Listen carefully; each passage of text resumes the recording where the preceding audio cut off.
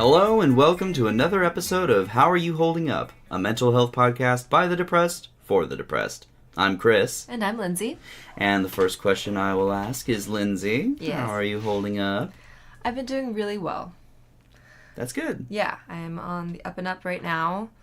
As you guys know, if you've been listening week by week, I'm pretty cyclical, I think, in my depression. And right now I am out.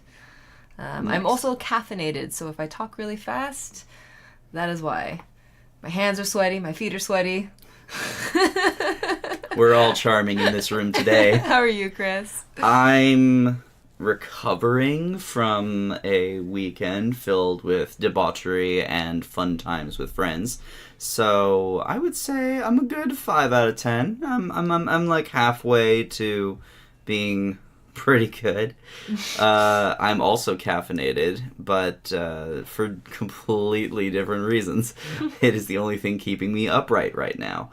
That said, sorry for the lack of an episode last week, gang. We definitely got hit pretty hard by the holiday shenanigans that were going on in both of our lives. Family is demanding, and you know how that is. So this week, we decided that we're going to talk about trust. Yes, which is a very difficult and complicated topic, I think, for everyone. This was actually an episode that was suggested by a listener, so... Yeah, thank you. Thank you so much for that. Thank you for giving us a difficult task. No. This is great. This will be good. No, this is something that we both have kind of tried to figure out how to talk about, but Yes. It's really like, we're equipped now. We're ready for this. Yes. So, the first thing we want to go over is, like, what is trust? Right. And trust is that kind of...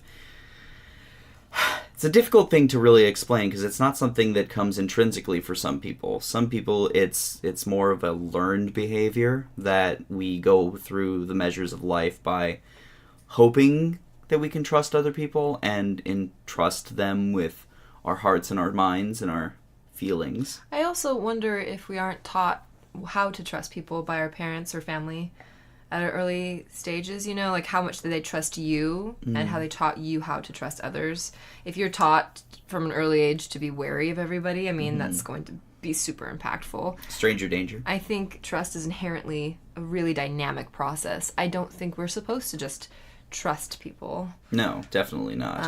I know that there's different steps to it. I was watching a TED Talk on it, and it was interesting that they've done so many studies and, human experiments of how to create trust and how trust is developed. Mm-hmm. Because I know that I have a lot of... They say, well, you have trust issues. Don't we all have trust issues? Shouldn't you have trust issues? I don't know. We've all kind of been raised to have some degree of suspicion of other people. It comes from that kind of old world mentality of, oh, here come strangers. Are they going to loot and pillage our land? Are they going to take what's ours? We must be on the defensive for marauders. Nowadays, though, there are fewer Vikings. So less Vikings, but more emotional serpents. Yes, I would... I didn't say it. But yeah, so it comes down to, for me, like, I was raised in an atmosphere that was very much in tune with there are certain people you can trust and certain people you can't. And for the most part, hilariously enough, I learned not to trust literally half of my family through that, because I was told very specifically, don't trust your uncles. And so I was like, oh, okay. And then I learned firsthand through various circumstances, don't trust those fuckers. And that's how you create walls. That's how you create amazing walls that will very much put everyone at a nice arm's distance, at least. When I was growing up, at a very young age, my parents got divorced, or separated. I was 3, and I guess they did the best that they could in trying to minimize our emotional trauma from it. I think they tried. I know that I was told that they went to a therapist to say, how do we tell the children? Well, the therapist decided to tell the children everything so that the children won't take it, they won't interpret it as their fault. Because I guess kids often would blame themselves. Yeah. So I was told that one of the parents cheated on the other, that, and what that meant and what sex was at 3. Well, that was fast. So I learned at a very young age that people who can love you the most and be part of your family can completely betray you. Mm-hmm. And then I watched the next many years of the horror that followed. So trust was also not a really... yeah, I mean, I was a child of divorce as well. Yeah. I had a completely opposite experience to yours in that my parents divorced strictly for financial reasons. Yeah. It was simply an issue of they both were in a lot of debt. They both could, by their credit scores combined, basically, it was difficult to do any sort of financial planning or anything. And my father had a dream, and he wanted to become a motorcycle mechanic. And the only school that he could go to that would really fulfill that was all the way in Arizona. Mm-hmm. So they separated, and I believe divorced. And I was kind of explained to that my parents both loved each other, but circumstances prevented this from continuing the way it was. Mm-hmm. So for various reasons, money was the biggest one. Mm-hmm. Things had to change. And so my dad went away, and I saw him a handful of times between when my parents separated and when he died. But there was a lot of love there. Yeah, there was no respect. There was no doubt in my mind, at least, that my parents would have gotten back together had my dad not died. So it's two sides of a very difficult coin there, which I think we could do an episode on divorce. Yes. Oh boy, could we do an episode on divorce? But that's another topic for another time. But trust in that I learned very quickly that I could trust my grandparents and I could trust my mom. Strangers were a weird topic because my family mostly grew up in kind of rural areas where everybody knew everybody, and none of them were really raised in the idea of a cityscape where there are actual dangers out there and there are people who will take advantage of naivete. So you kind of have to have a defensive shield in that kind of atmosphere compared to a small town. But I could be very much mistaken on that as well, because small towns, everybody talks. I mean, there's always, it's a different kind, I guess. Yeah, it's a different kind of thing where trust has to be developed. So, right. How do you develop trust with somebody? I think it takes a long time. I don't know if it was this. I wanted so badly when I was growing up to just trust people and to be very close to them very fast, and so I would maybe misplace my trust and it ended up biting me in the butt.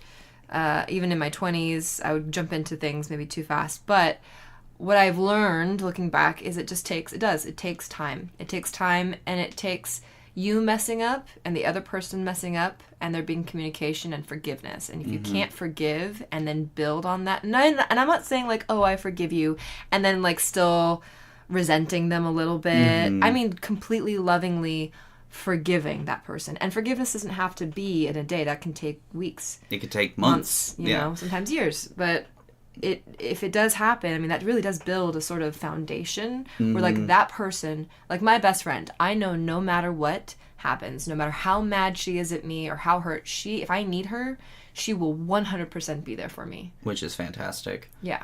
There are very few people in my life that I've got that kind of trust with. I have a very strict handful of people that I'm if I need something or if I'm in trouble, I can call them, and them. And they'll drop everything. And they will drop everything and be like, I'm there. Yeah. Let's do this. Because I've had plenty of people in the past that I put that kind of trust into, and they would either betray me or break that trust in some way that I would go, oh, well, shit, there goes that. I for the longest time, I was scared of calling people my best friend because of multiple instances where my so-called best friend I would break up with somebody, and then they would immediately or very shortly afterward get with that ex of mine. Oh my gosh. Twice that happened to me. That's so heartbreaking. That's one of those things where, like, and neither time really was it, like, communicated properly. It was always just kind of I found out. Oh. You found out. Okay. All right. Well, that's happening then. Oh my god. So, when you develop trust like that, it's that thing where I have very few people that I would call best friend, because now that nickname has gives like this connotation. It has that horrible connotation of like, okay, I'm gonna not call them that, but they are a very close, trusted friend. Yes. I have that with romantic partners. So, almost every romantic partner I've had when I was younger, who I was deeply, intimate with and connected to, cheated on me. And there's nothing quite like giving what you feel like is everything and telling them everything in your body and getting over your weird issues and like trusting them, and then having them go to somebody else and have their needs met with somebody else. I mean, that kind of betrayal is so devastating. So I think, and as I've gotten older, and just trusting, like, going in the dating scene and being ghosted. Yeah. Like, just trying to even create a trust with somebody who you're just trying to get to know. Mm-hmm. And you're like, wow, we're really getting along. We've gone on a couple of dates, and finally I'm connecting to somebody. This is nice. And then they're just going to completely stop talking to me as though I never existed. I mean, trust, and I think a lot of the listeners have mentioned trust issues with their romantic partners and stuff. I mean, it's so common and difficult to navigate, I think. Yeah. I was raised, sorry to interrupt you, but like, because I was raised knowing about cheating at a very young age, and then being taught, well, you have to spy, literally told to spy on my partner, and trained how to watch my partner, like, test your partner, and this is what you say, and this is what you do, and put them in certain to see if they're trustworthy. I mean, like, so I just didn't grow up with a healthy roadmap of how to be a loving, trusting partner ever. It was either a game, or it was something that I was just trying to fill my need and create something really fast, this like fast intimacy that wasn't even real. And then Yeah, no, I had no idea about that. Just knowing about cheating from a young age is already that's a hurdle to get over. Yeah, because it's like that's opening Pandora's box of possibilities of, well, okay, if that's such a common occurrence, then how do you even begin to start developing trust in that? And that's the thing is, I know my sister was really sweet in saying, your experiences are not the normal. The fact that you've been cheated on like this much, it's not, because I was having, of course, troubles then, like, I don't want to date because I don't want to become intimate with somebody and then have them cheat on me. Or I would date somebody who was lovely, and then the anxiety that I would get of like, well, any moment now they're going to cheat on me. And then I would create these scenarios that would push them away from me when they would seek friendships outside, and then they wouldn't tell me stuff because I was so scared and jealous and controlling. So I'm not a victim in this, I don't think. I think, you do choose, obviously it's terrible when someone cheats on you, but if you start having a pattern, obviously you're the common denominator, then there's something that you're doing, like not picking up on the red flags, or leaving when you should, or taking care of yourself, or you're trying to control something, like the fool me once, shame on you, fool me twice, shame on me, that whole dynamic. It's so incredibly, it's a minefield of walking through, like, not just the dating scene, but like when you start really wanting to get close to people and you want to share those like darker innermost thoughts, that's when it gets to be so incredibly difficult to navigate, because you're like, well, how far can I discuss my weird shit with this person? And usually that comes from a shared trust and an acknowledgement of that shared trust, which you can, like you said, it starts with that whole forgiveness of yourself, because you can go through life knowing that you're a piece of shit, and like that's all that's in your head, is you're going through life going, I'm a piece of shit, I don't deserve to be loved or trusted by anybody. But then somebody here is going to be going, yeah, you do though. I want to be part of that. And they can communicate that to you. You might not even believe that, because you're so used to the idea of, no, why would anybody want that? So building trust from the get-go and developing it can be just as helpful in rebuilding trust once it's broken. Like you said, you know that no matter how angry your best friend and you get at each other or whatever, if anything was going wrong, you both would just drop that, like, okay, we'll talk about this later. Yes. We've got this to focus on now. Yeah. And that's already, like, you both can do the forgiveness game. Mm-hmm. And that's fantastic in and of itself. I think that's the kind of partnership, whether it's romantic or friendship or whatever, business partnership even, Mm-hmm. that you need to strive for, is knowing that that person has the best intentions for you and has your back. And really the only way to do that is you have to be honest with them. Yep. And you have to have very clear boundaries for yourself. You can't expect somebody else to set up healthy boundaries for you. No, God, no. You know? If anything, if anybody starts setting up boundaries for you, that is a cause for alarm. Yeah. Because then at that point, they're trying to control your life. Yeah. And that's a whole other issue. Like, again, we could do an episode on boundaries by themselves also, because that's... And what those are and what that means. What that means, who you should have boundaries for, which pretty much should be everybody. Well, yeah, you should have I know some couples who are like, oh, we do everything together and we tell each other everything and we just share everything, and it's like, that's great, but what is, what is appropriate for, like, how much are you just trying to not deal with life on your own and you need this other person to do stuff? Like, at a certain point, that's not even, I don't think, and this is my opinion, is healthy in growing to become your own person. Because how can you be a good partner and have your whole rich, full life if you are dependent on this other person to help make you be an adult? I agree. I do agree with that, because I've spent so many years in relationships where we were two halves. Yeah, and me too. And when you spend your life being half a person, you're not feeling as fulfilled as you want to be. You're not feeling like, well, I miss being able to do this, that, or the other thing that my other half does not want to do. Or it might not even be doesn't want to do. They just refuse to do it. Yeah. Where it's like, yeah, but this is something important to me. If you guys can come to the conclusion that, you both want things that are important for yourselves, that's really important in any relationship. Just the ability to have your own dreams, your own thoughts, your own feelings, without having your partner be the one mandating it. And it should feel free. You should feel this enormous sense of relief and freedom to be like, hey, I'm really passionate about, I don't know, building model set trains or something. Sure. And your partner may not share that, but they're like, you know what, 100%, I love you, let's go do this, like, I support you. And maybe they don't do it with you every time, but they're never going to tear you down about that. They're not going to, and that's also something, the building trust of she will or he will support my passions. They don't have to share that. Yeah, no. So this leads us into the next part of trust, that point where should you trust somebody? Right. Or should you keep trusting somebody? Yeah, should you, or if it's been broken, should you rebuild it? Yeah. This is touchy.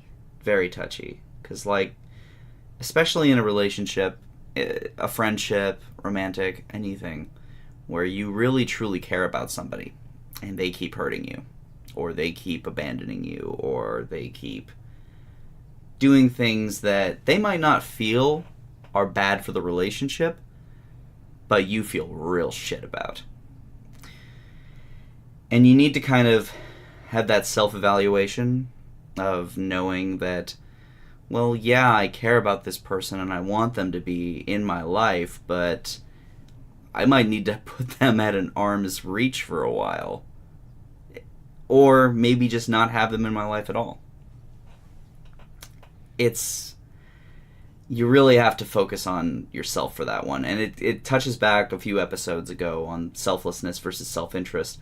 This ties in so completely with self-interest and your ability to truly focus on what's good for you first and foremost. And that's something that I know that a lot of us, I know I do struggle with, especially if you have depression and anxiety. It's you're so muddled with what you're feeling and your connections, and Or just the fact that you feel like shit every day and you feel like, what's even the point? Like, how do you know who, like, how do you take that space and, like, I don't know if I should, like, how do you have the strength for it? You know what I mean? Like, how can somebody who's already down in the dumps and has somebody in their life who's toxic, how do they get the strength? I mean, for me, it kind of came down to a matter of, I kept seeing this person that I had trusted for years, and I kept seeing their pattern of abuse, and it finally hit a point with me where I had to sit there and go, no more. I can't deal with this person doing this to everyone else I see, let alone me. Like, that's... I stuck through this with this person for years and years and years, and I just, after a while, I saw them hurt person after person after person, and I went, fuck, why the hell have I been doing this? I felt betrayed, I felt misled, I felt manipulated. That's a horrible feeling. And when you get to that point where you spend so long staring at the trees, you fucking forget you're in a forest, and at that point you break. You absolutely break. And you break all ties, you break all connections, you just go, no, I'm done, I can fucking move on with my life now. Fuck this.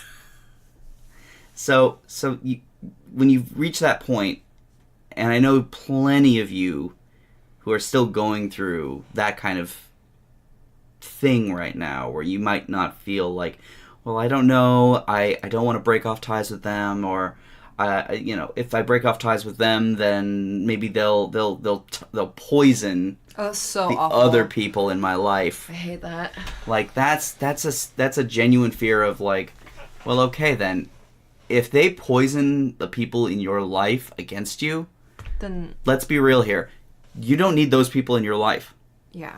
Like, that is such a major thing of, like, if somebody will just take hearsay or the opinion of someone, even if you trust somebody and they came to you and were like, oh my god, did you hear that they called you a bitch? Be like, well, what the fuck? Why? Yeah. You have every right to just go up to that person and be like, hey, so-and-so said that you called me a bitch, or what's going on? Or something more deep where it's like they're spreading horrible rumors, like you're doing crime, or whatever it is. You can have that honest moment of like, well, if they honestly believe that I'm capable of something like that and they don't talk to me about it, I don't need that. I really don't. Yeah. I mean, if you guys are anything like Chris and I, we really stick with people for a long time. We really, like, our friendships, our relationships, regardless of how painful or how we allow things maybe too long to go on too long. And so getting to a point where you can break it off even before you get to the I'm totally done moment. I feel like if you can start picking up on, okay, my boundary is this. And once they cross it a couple times, then I'm done. And then you get to a point, if they cross it once, I'm done. And that's how you build your self-respect and your safety. And that's how you trust yourself, right? Yeah. Because you start protecting yourself and you can trust yourself to make the right decisions. And thus it will help you trust other people. I think one of the hardest things for me was, do you rebuild trust when someone has cheated on you? So I watched my family try to rebuild a few times, and cheating happened over and over again. And so then that was it. I had a similar experience where I was with somebody who I cared about very much. And I think, they cared about me too, but they're messed up. I was messed up, and cheating happened. And it was like, well, we tried, but I could not forgive them. Yeah. And I couldn't let it go.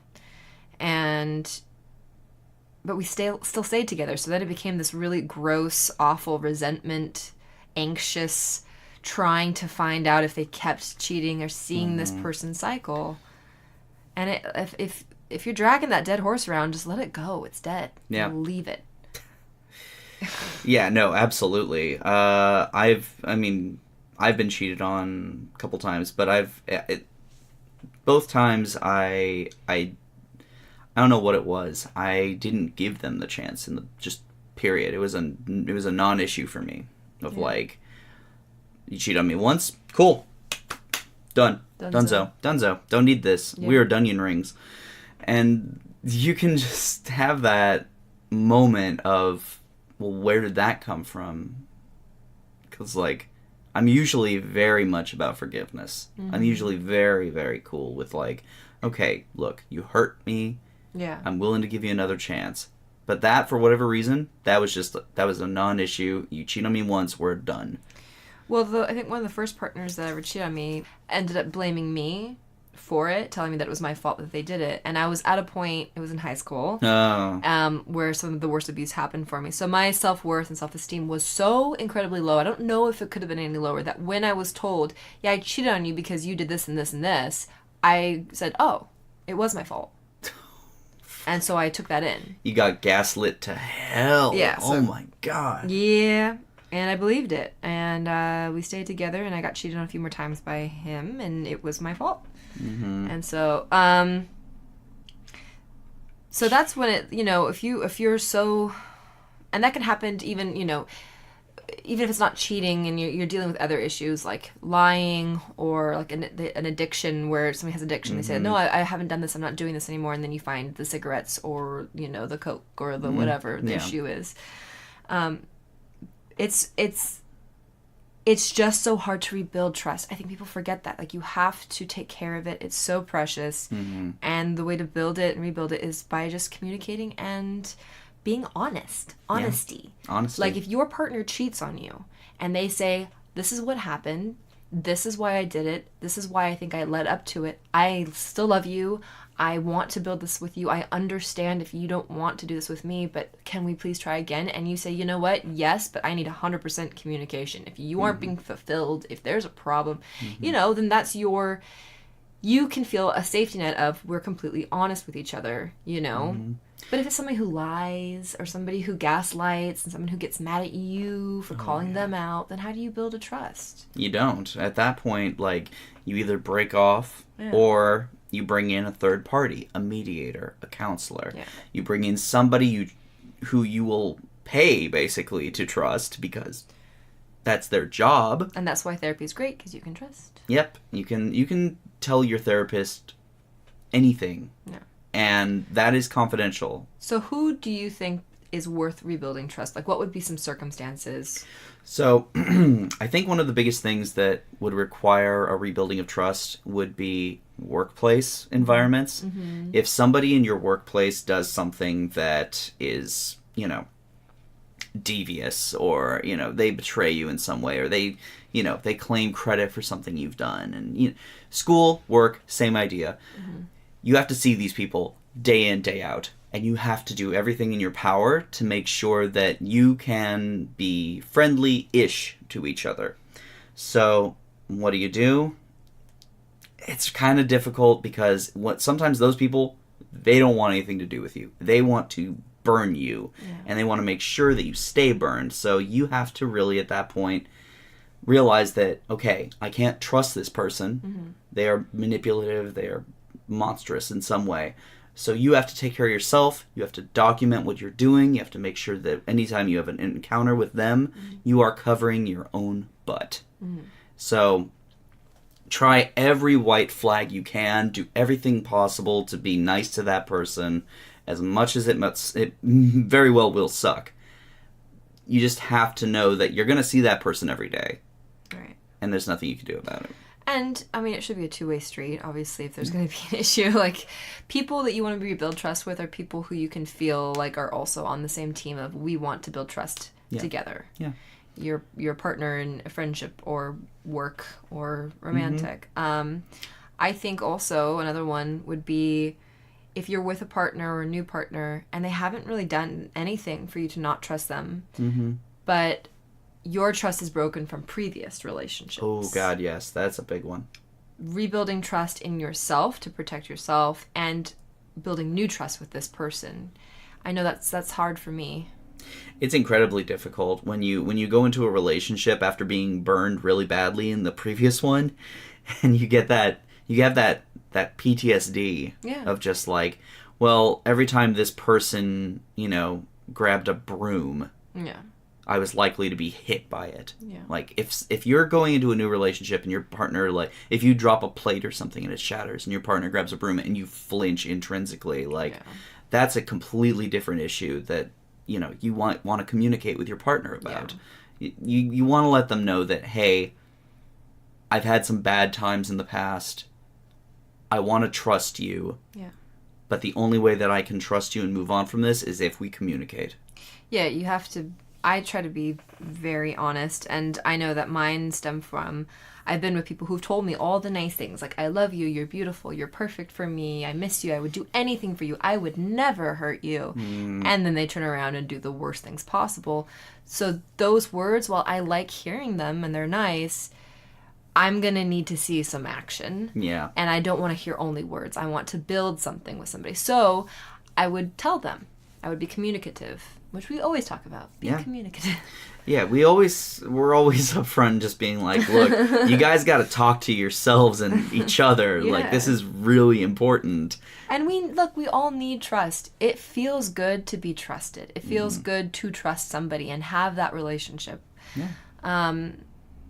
And there are exercises you can do. I was kind of Googling and messing around with, you know, TED Talks. There's all kinds of stuff out there for you guys available to rebuild friendships, rebuild romantic relationships that you think are worth rebuilding and protecting. Can you think of one in particular that you'd like to share? Or should we just put some links in the show notes? I mean, we could put some links. One of them is, especially with romantic partners, is eye contact. Mm-hmm. Having like a physical touch while you're having eye contact and talking about something that's deep to you. Sharing a hard secret where they end up accepting you for that secret. Like that feeling of acceptance builds that trust. That feeling of acceptance too. It's such a weird place to go. Mm-hmm. Like when you're like, I don't know. I've kind of fallen myself into this position where no matter what any of my friends have told me, everything that they tell me is almost like universally strictly confidential, and I would never tell a soul. But it doesn't matter anymore. If I've accepted somebody into my life, I want to hear whatever they have to tell me, and I will not judge them for it, unless it's something, you know, dangerous to themselves or others, right. Things like that. But like for the most part, I try to be an open book of communication. Of look. You can tell me anything, and I promise you, judgment-free. It's not a problem. Whatever you've got going in your life, either I've been there, or I can imagine being there. Yeah. And that's great. Like, I feel so much better since I adopted that as more of my position than the idea of, ugh, that's weird. Yeah. Like, I know for me, I'm somebody who, I don't even mean to, but I hide things that make me look vulnerable to other people. So what ends up happening is then I come out and my jokes become a little bit more sarcastic and they become a little biting and they become kind of fishing. Like I'm trying to get you to reassure me for something that we haven't discussed yet so I can feel safe again. And so catching myself and doing those things and then communicating that to the person and having it be a positive experience, that's really helpful. Nice. Well, is there anything else we wanted to touch on? Okay. I'm going to put a marker here. That should do it for this week. As always, follow us on Instagram at HAYHU Podcast. Like the Facebook page. If you want to send us something directly, go ahead and email mailbag@howareyoholdingup.com. Thank you so much for listening, you guys, and I hope your holidays are going well. And as always, don't tell us to just get over it.